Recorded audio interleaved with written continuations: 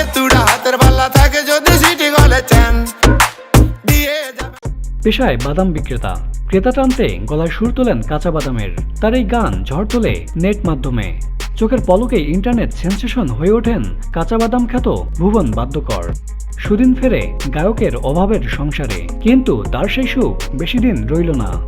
নিজের মমতাজ আদুরির জন্য লাখ লাখ টাকা খরচ করে স্বপ্নের তাজমহল বানিয়েছিলেন গায়ক। ত্রিপলের বাড়িতে দিন যাপন করা ভুবন বাদ্যকর গত বছরই 2 কাঠা জমির উপর নীল রঙের টাইলস দিয়ে গড়েছেন দোতলা বাড়ি। বাড়ি তো নয়, যেন আস্ত এক রাজপ্রাসাদ। তবে সম্প্রতি যুবরাজপুরের সেই রাজপ্রাসাদ ছেড়ে ভাড়া বাড়িতে উঠতে হয়েছে তাকে। কেনই বা নিজের বানানো রাজপ্রাসাদ ছাড়লেন ভুবন বাদ্যকর? গায়ক জানান, খ্যাতির বিড়ম্বনা হারে হারে টের পাচ্ছেন তিনি। আমার কাছে অনেক টাকা আছে ভেবে বিভিন্ন গ্রাম থেকে লোক আসছে টাকা চাইতে। কেউ বা মেলার নাম করে টাকা চাইছে, কেউ বা ছেলের শরীর খারাপ বলে, আবার কারো মেয়ের বিয়ের টাকা চাই। তাও 100 থেকে 200 নয়, চাই হাজার হাজার টাকা।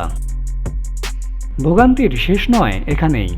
বিখ্যাত হওয়ার পর আইফোন কিনেছিলেন ভুবনবাবু, সেটিও টাকা চাইতে এসে ছিনতাই করে নিয়েছিল এক যুবক। পরে 3000 টাকা নিয়ে ফিরিয়ে দিয়ে যায় ফোনটি। আপাতত লাখ টাকার অট্টালিকা ছেড়ে যুবরাজপুরে 2700 টাকার ভাড়া বাড়িতে থাকছেন ভুবন বাদ্যকর।